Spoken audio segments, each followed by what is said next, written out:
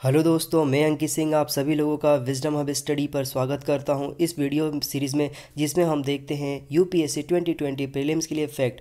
दोस्तों, उसी कड़ी में यह वीडियो जो है 34वां वीडियो है। इससे पहले 33 वीडियो में अपलोड कर चुका हूं। यदि आप लोगों ने नहीं देखा है तो जाकर के देख लीजिए।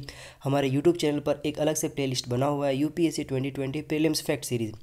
और दोस्तों, यदि आप लोगों ने हमारे चैनल को अभी तक सब्सक्राइब नहीं किया है तो सब्सक्राइब कर लीजिए और बेल आइकन बटन दबा दीजिए, ताकि जब भी हम वीडियो अपलोड करें आप लोगों के पास नोटिफिकेशन आ जाए।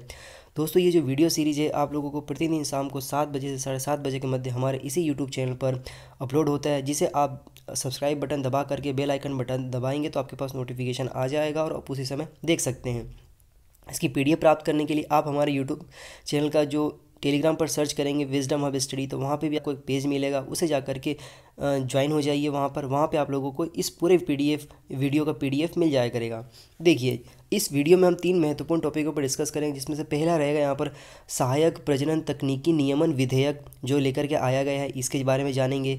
दूसरा रहेगा यहाँ पर प्रधानमंत्री फसल बीमा योजना, इसके बारे में जानेंगे। तीसरा जो इसमें टॉपिक रहेगा वो रहेगा यहाँ पर बाल शोषण संबंधी कानूनी प्रावधान, मतलब चाइल्ड एब्यूजिंग जो होता है उससे संबंधित जो भी कानून है उन सारे कानूनों को यहाँ पर हम समझेंगे, जानेंगे और किस प्रकार से मदद करता है हमारे सोसाइटी में बच्चों के प्रोटेक्शन के लिए, ये सारी चीज़ों को जानेंगे एक एक करके।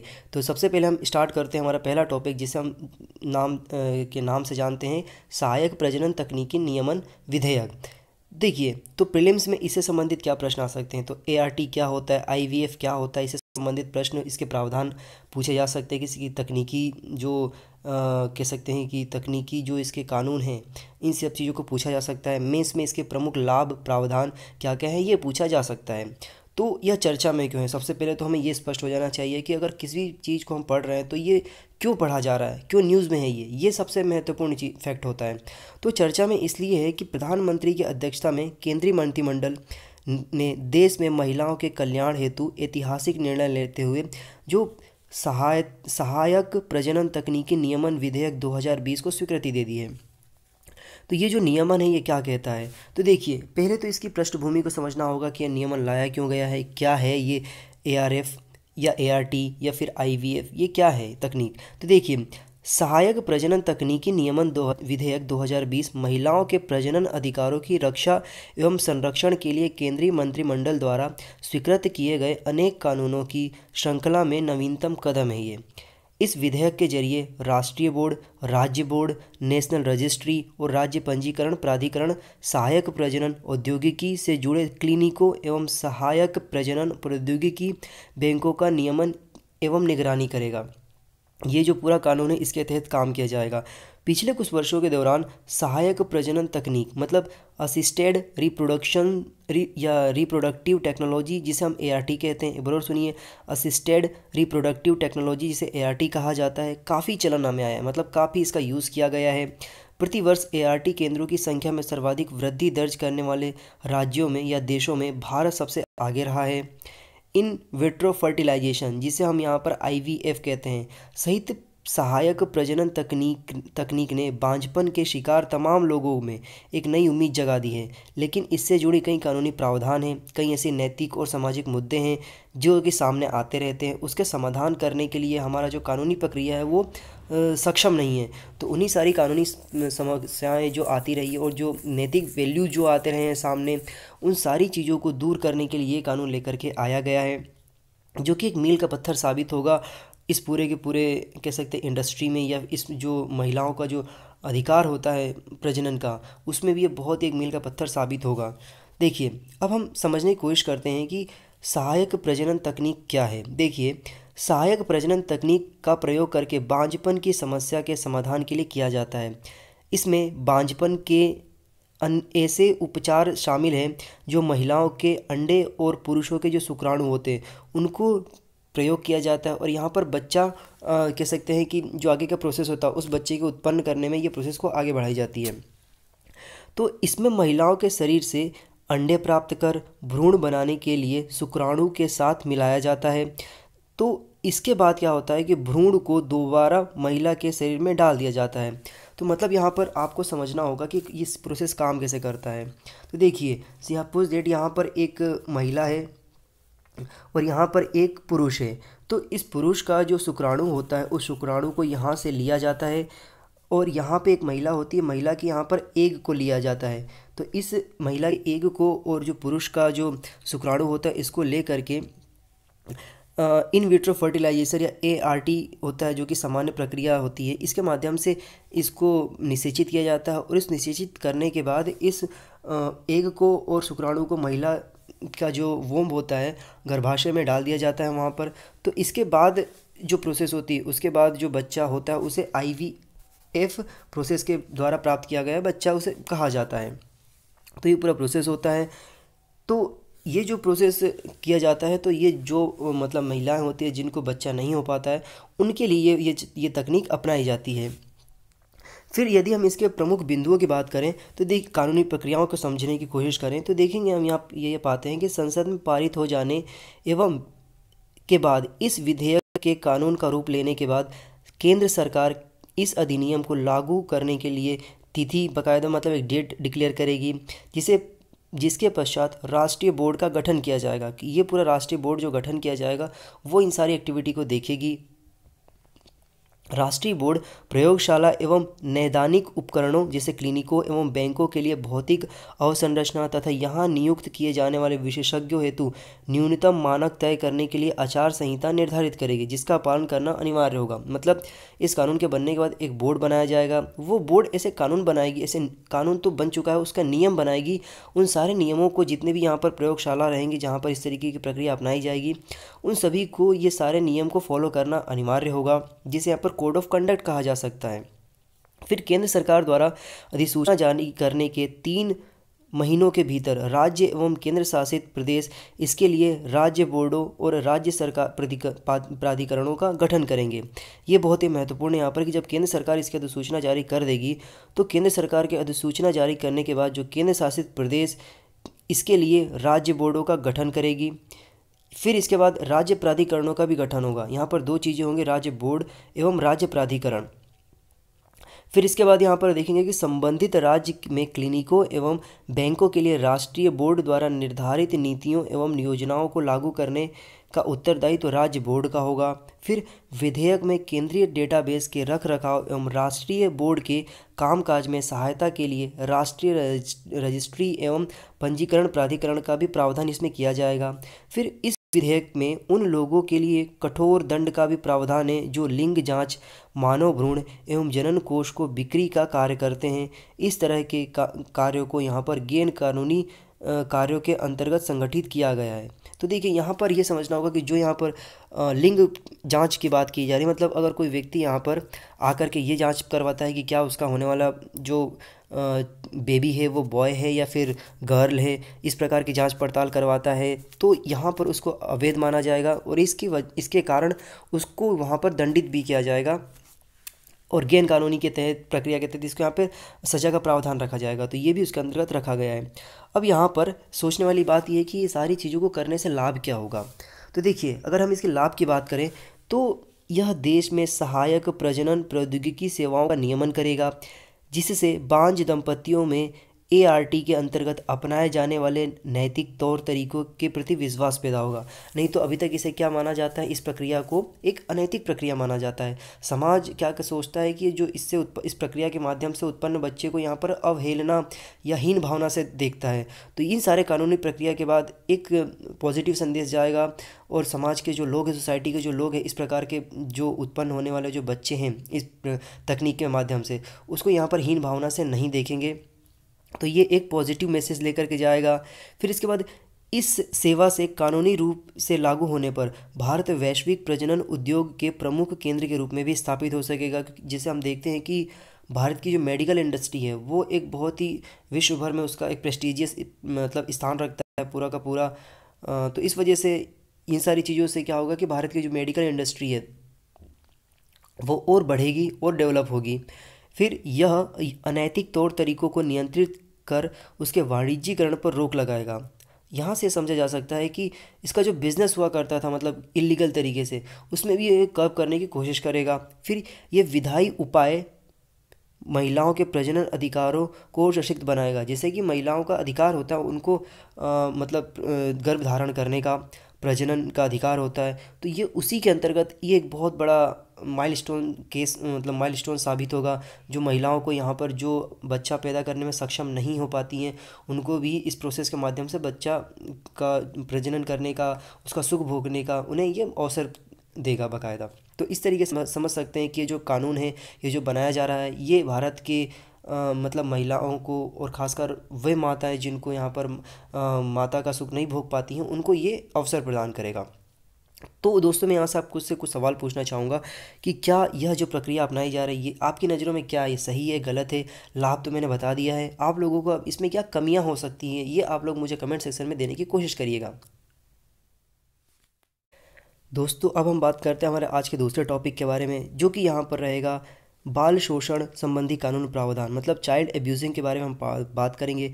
तो इसमें प्रीलिम्स में ये पूछा जा सकता है कि चाइल्ड अब्यूजिंग प्रोसेस मतलब क्या होती है, इसको कब करने के लिए कौन कौन संस्थाएं कार्य करती है। फिर इसके बाद मेंस में बच्चों से जुड़ी हुई जो भी सुरक्षा के लिए काम है, जो कानून बनाए गए हैं, उनके बारे में पूछा जा सकता है। तो देखिए सबसे पहली बात तो चर्चा में क्यों आया है ये शब्द।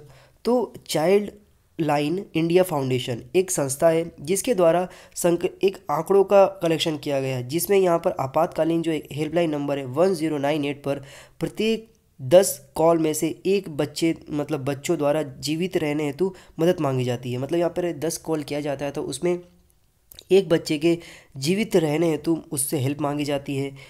तो अब ये समझना होगा हमें कि जो ये चाइल्ड लाइन इंडिया फाउंडेशन है ये क्या है और किस प्रकार से कार्य करती है ये। तो देखिए यहाँ पर यह महिला एवं बाल विकास मंत्रालय द्वारा चाइल्ड लाइन हेल्पलाइन नंबर जो है यहाँ पर 1098 का प्रबंधन करने के लिए नियुक्त नोडल एजेंसी है यह बच्चों की सुरक्षा में शामिल एजेंसियों का सबसे बड़ा नेटवर्क है। ये काम कैसे करती है? तो ये कार्य करता है CIF जो फाउंडेशन है उसके तर्ज पर। तो देखिए किसी बच्चे का या वयस्क द्वारा हेल्पलाइन के जरिए संपर्क करने पर हेल्पलाइन के स्थानीय सहयोगियों से संपर्क किया जाता है तथा बच्चे के खतरे की स्थिति को देखते हुए स्थानीय सहयोग उससे संपर्क करता है। यह कार्य 60 मिनट के भीतर कर लिया जाता है। इसके तुरंत बाद बच्चे को बचाकर खुले आश्रय मतलब ओपन शेल्टर में ले जाया जाता है और 24 घंटे के भीतर बाल जो CWC है के सामने उसे प्रस्तुत करना होता है। फिर इसके बाद CWC के जो निर्देश है उस निर्देश के अनुसार यहाँ पर कार्रवाई की जाती है, जैसे यहाँ पर FIR दर्ज करना है, बच्चे को अस्पताल भेजना है या फिर बच्चे की देखभाल करने के लिए संस्था में भेजना है। इन सारी जो यहाँ पर एक्टिविटी होती है, इन सारी एक्टिविटियों को जो निर्देश होते हैं उस निर्देश के अनुसार यहाँ पर कार्य किया जाता है, कार्रवाई की जाती है। फिर संस्था का अंतिम उद्देश्य होता है कि बच्चे को फिर से उसके परिवार से मिलाना या दीर्घकालीन पुनर्वास सुनिश्चित करना, ये इनका उद्देश्य होता है। फिर यहाँ पे हमने एक नंबर देखा है जो कि ये नंबर 1098 ये एक हेल्पलाइन नंबर है। तो यह बच्चों के मदद के लिए एक निःशुल्क आपातकालीन सेवा है। इसका इस्तेमाल हर कोई व्यक्ति कर सकता है, आप कर सकते हैं, मैं कर सकता हूँ, यदि किसी बच्चे को हम ऐसे संकटग्रस्त क्षेत्र में देखते हैं तो। इसके मुख्य बिंदु अगर हम बात करें तो इन आंकड़ों का जो संकलन है CIF जो फाउंडेशन है उसके द्वारा किया गया 2018 से 2019 के अवधि के दौरान, मतलब पूरा जो आंकड़ा है ये 1 वर्षों का है। तो इस आंकड़ों के माध्यम से क्या परिणाम सामने आए हैं? तो देखिए इनके द्वारा पास जब भी फ़ोन किया गया, उन फ़ोन करने के बाद जो आंकड़े कलेक्ट हुए हैं 1 साल में, तो उनमें कुल मामलों की संख्या अगर हम बात करें तो हम पाते हैं कि हेल्पलाइन को कुल 62 लाख कॉल प्राप्त हुए, जिनके आधार पर कुल 3 लाख मामले दर्ज हुए हैं। दुर्व्यवहार मामलों अगर संबंधी मामलों में हस्तक्षेप करने के लिए हम बात करें, सबसे ज़्यादा यहाँ पर 53,696 फ़ोन कॉल्स किए गए थे, जिसमें से 6,278 फ़ोन कॉल में लोगों द्वारा तत्काल हस्तक्षेप की मांग की गई थी।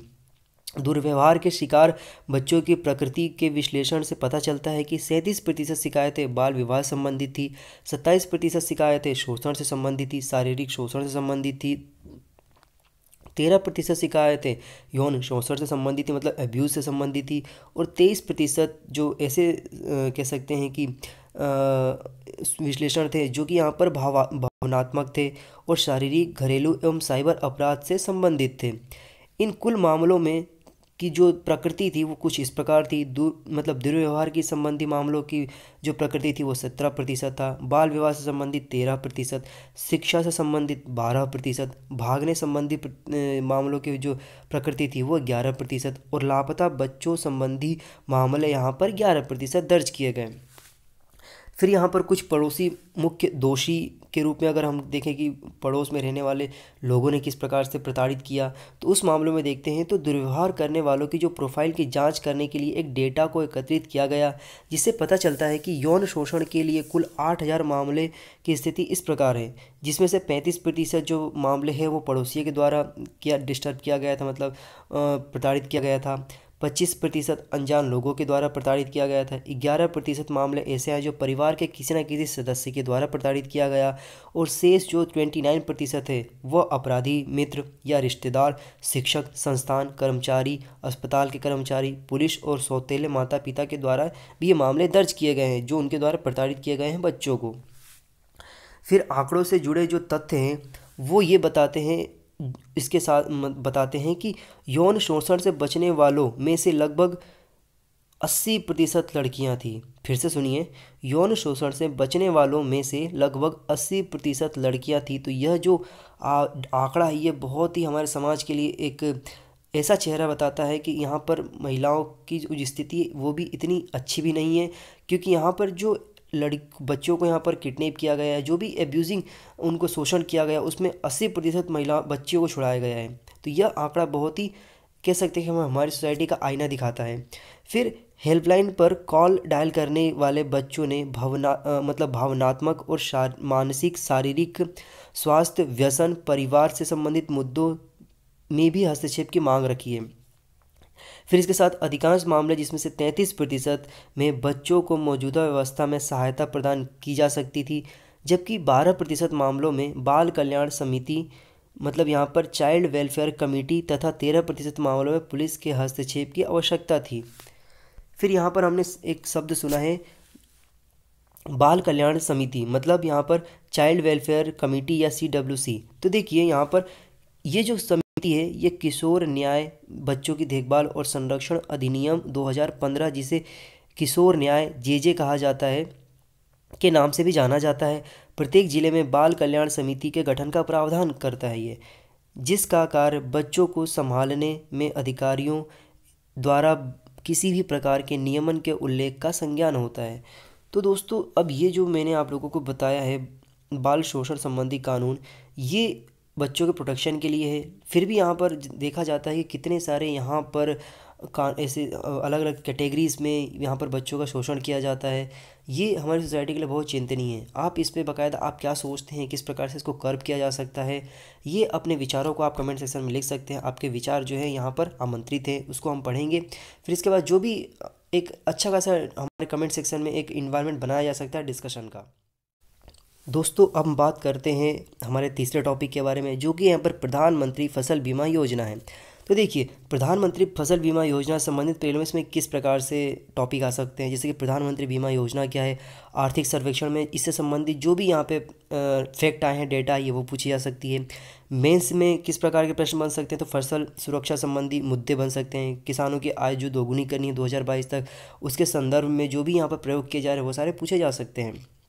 तो चर्चा में क्यों है, सबसे पहली बात तो ये, तो देखिए हाल ही में केंद्रीय मंत्रिमंडल ने फसल बीमा योजना को जो नवीन सुधार है, उन नवीन सुधारों को पुनः से प्रारंभ करने की जो ज़रूरतें थी, जो मांग थी, उसको मंजूरी दे दी है। तो इस मंजूरी देने में क्या क्या यहाँ पर फैक्ट सामने आए हैं, तो देखिए प्रधानमंत्री बीमा योजना, जिसे हम शॉर्टकट में PMFBY के नाम से जानते हैं, को पुनर्गठित मौसम आधारित फसल बीमा योजना, दोनों में सुधार किए जाने के जो यहाँ पर कह सकते हैं कि प्रावधान है, उसको मंजूरी दे दी है। तो इन सुधारों का जो उद्देश्य है वो क्या है, तो इन सुधारों का जो उद्देश्य है वो फसल बीमा योजना के क्रियान्वयन में आने वाली चुनौतियाँ का समाधान करना है। केंद्र सरकार ने राज्यों के साथ विचार विमर्श कर सभी हितधारकों के इनपुट जो प्राप्त हुए उसके आधार पर इस योजना में बदलाव किया है। तो यहाँ पे क्या क्या मापदंड है, क्या प्रावधान है जिसमें संशोधित करने के प्रस्ताव को यहाँ पर मंजूरी दी गई। तो देखिए फसल बीमा योजना को की जो मौजूदा सब्सिडी की प्रीमियम दर को यहाँ पर 50% से घटा करके 25% सिंचित क्षेत्रों में और असिंचित क्षेत्रों में यहाँ पर 30% कर दिया जाएगा, जो कि 2020 के खरीफ फसल पर ये लागू हो जाएगा।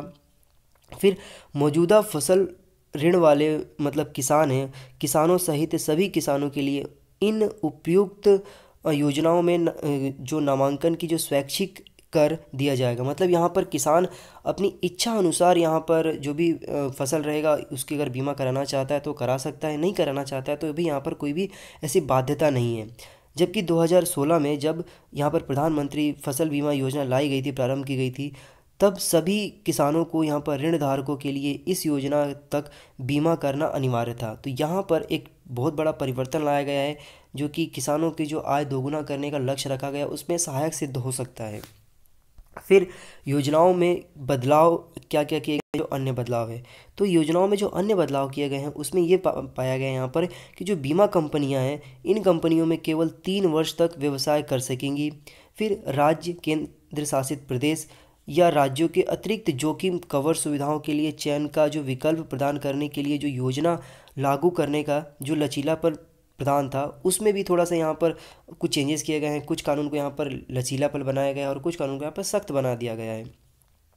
तो ये जो कि उत्तर पूर्वी राज्यों के लिए प्रीमियम सब्सिडी दर यहाँ पर 90% तक बढ़ाया गया है। मतलब यहाँ पर 19:10 का रेशो रहेगा। इसका मतलब ये होता है कि 90% जो प्रीमियम रहेगा वो केंद्र सरकार वहन करेगी, राज्य सरकार दोनों मिलकर वहन करेगी, और 10% जो रहेगा यहाँ पर राज्य सरकार करेगी। तो 90% केंद्र करेगी और 10% राज्य करेगी। पूर्वी उत्तर मतलब जो उत्तर पूर्वी राज्य हैं नॉर्थ ईस्ट के, उनकी बात की जा रही है। फिर योजना के लिए आवंटित कुल राशि का कम से कम 3% खर्च प्रशासनिक कार्यों पर किया जाएगा। फिर यहाँ पर जो बदलाव के उद्देश्य हैं, क्या उद्देश्य हैं इस बदलाव के, क्यों किया जा रहा है, तो यहाँ पर किसान बेहतर तरीके से कृषि उत्पादन जोखिम का प्रबंधन और कृषि आय को स्थिर करने में सफल होंगे। इन बदलावों का उत्तर पूर्वी राज्यों में जो बीमा कवरेज है उससे वो बढ़ेगा। इससे इन राज्यों के किसानों में बेहतर तरीके से कृषि जोखिम का प्रबंध कर सकेंगे। फिर इन परिवर्तनों के बाद त्वरित और सटीक जो उपज अनुमान प्राप्त करना संभव हो जाएगा, जो बीमा दावों के निपटान में मदद करेगा। उपयुक्त जो दोनों योजनाएं हैं उसमें नामांकित 58% किसान ऐसे हैं जो अब बीमा कवर नामांकन के लिए बाध्य नहीं होना पड़ेगा। जैसा कि प्रावधान उसमें रखा गया है कि आपको कंपलसरी नहीं है कि आप इस बीमा को लें। सुधारों का संभावित क्या प्रभाव पड़ सकता है इस पूरे के पूरे सेक्टर में, एग्रीकल्चर सेक्टर में, तो सरकारी आंकड़ों के अनुसार प्रधानमंत्री फसल बीमा योजना के तहत फसल बीमा कवरेज 30% है तथा इसके तहत नामांकित किसानों की संख्या में नवीन सुधारों के बाद और भी कमी आ सकती है।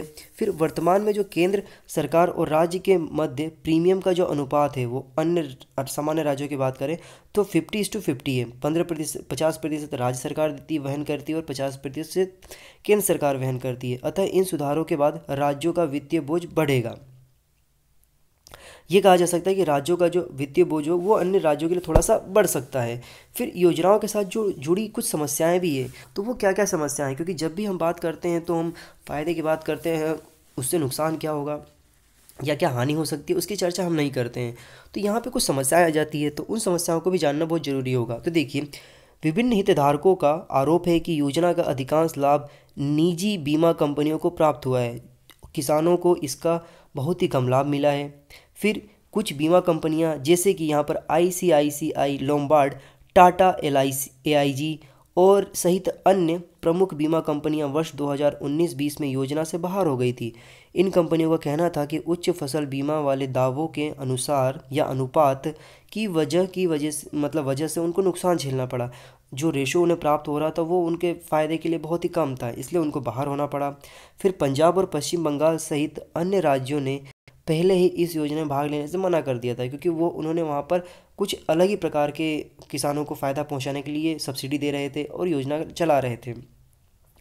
फिर यहाँ पर हम पाते हैं ये कि जैसे कि ये सारा क्यों किया जा रहा है, तो केंद्र और राज्य सरकारों को यह सुनिश्चित करना है कि फसल बीमा योजना का अंतिम उद्देश्य जो है किसानों की आय को दोगुना करना है, जो कि टारगेट रखा गया है यहाँ पर 22 तक का। तो 2022 तक किस प्रकार से किसानों की जो आय है उसको डबल करना है, उसके लिए जो भी यहाँ पे प्रावधान, जो भी कानून या जो भी बदलाव लिए जा रहे हैं, जो भी कैबिनेट डिसीजन ले रहा है, वो इसी यही उसका लक्ष्य है। दोस्तों इस वीडियो में मैंने आप लोगों के लिए 3 टॉपिक डिस्कस की है। पहला टॉपिक था यहाँ पर सहायक प्रजनन तकनीकी नियमन विधेयक 2020, प्रधानमंत्री फसल बीमा योजना, फिर इसके बाद बाल शोषण संबंधी कानून प्रावधान। ये 3 टॉपिक के ऊपर डिस्कशन किया हमने। यदि आप चाहते हैं कि इसका PDF आपको प्राप्त हो तो आप हमारे जो टेलीग्राम चैनल है विजडम हब स्टडी, उसे आप ज्वाइन कर लीजिए। आप फेसबुक पर मुझे अंकित सिंह अनअकैडमी के नाम से सर्च करेंगे, आपको एक पेज मिलेगा, उस पेज को जाकर के लाइक कर लीजिए। वहाँ पर आपको बहुत सारे करंट अफेयर लिंक्स आपको प्रोवाइड कराई जाती है, आप उन्हें जाइए, ज्वाइन कर लिए, और जो भी इन्फॉर्मेशन अपडेट्स रहेंगे वो आपको पर्याप्त समय से प्राप्त हो जाया करेगी। दोस्तों यदि आप हमारे इस वीडियो को YouTube पर देख रहे हैं तो हमारे चैनल को सब्सक्राइब करिए, फॉलो करिए और बेल आइकन बटन दबा दीजिए ताकि जब भी हम वीडियो अपलोड करें आप लोगों के पास नोटिफिकेशन आ जाए। यदि आप हमारे इस वीडियो को फेसबुक पर देख रहे हैं तो फेसबुक पर भी आप हमारे जो पेज है उसे लाइक करिए और वहाँ पर जो लिंक दिया रहेगा उसके माध्यम से YouTube पर जाइए और वहाँ पर चैनल को सब्सक्राइब करिए और बेल आइकन बटन दबा दीजिए ताकि आपको जब भी हम एक वीडियो अपलोड करें आपके पास नोटिफिकेशन आ जाए। यदि आप इस पूरे वीडियोस के PDF प्राप्त करना चाहते हैं तो आप हमारे जब हम स्टडी चैनल को टेलीग्राम पर जाकर के ज्वाइन करिए, वहाँ पे आपको सारे के सारे वीडियोस की जो PDF है वो मिल जाया करेगी और दिन भर के जो न्यूज़पेपर्स होते हैं वो भी आपको मिलता है और जो अच्छे कंटेंट होते हैं उनको मैं वहाँ पर डालता हूँ, तो आप यहाँ से जाके PDF डाउनलोड कर सकते हैं। इसके अतिरिक्त और भी ज़्यादा आप जानकारी प्राप्त करना चाहते हैं वीडियो के माध्यम से तो आप मुझे अनअकैडमी पर फॉलो कर सकते हैं, जहाँ पर मेरे द्वारा डिज़ाइन किए हुए 29 कोर्सेस है और वहाँ पर 300 से ज़्यादा वीडियोस है, तो वह भी आपको बहुत ज़्यादा महत्वपूर्ण साबित होगी आपके प्रिपरेशन में। ये जो लिंक दिए हुए फेसबुक के अंकित सिंह अनअकैडमी के नाम से आप सर्च करेंगे तो आपको वहाँ पर सारे PDFs के लिए जो कह सकते हैं कि लिंक रहेंगे वो मिल जाया करेंगे। आपको दिन भर में जो भी करंट अफेयर अच्छे होते हैं, इन्फॉर्मेशन होती है, वो आपको अच्छे नोट्स के फॉर्म में मिल जाया करेगा। तो हमारे पेज को लाइक करिए अंकित सिंह अनअकैडमी के नाम से। और दोस्तों ये जो UPSC 2020 प्रीलिम्स की जो फैक्ट सीरीज है ये प्रतिदिन शाम को 7 से 7:30 बजे के बीच में आपको हमारे विजडम हब YouTube चैनल पर मिल जाया करेगा, तो आप यहाँ पर फॉलो करिए और दोस्तों के साथ शेयर करिए। यदि आपको किसी प्रकार कोई डाउट होता है तो आप हमें कमेंट सेक्शन में पूछिए, हम कोशिश करेंगे 24 घंटे के अंतर्गत आपको रिप्लाई देने की कोशिश करें। तो मिलेंगे फिर से एक नई जानकारी के साथ, एक नई ऊर्जा के साथ। Have a good day. जय हिंद, जय भारत।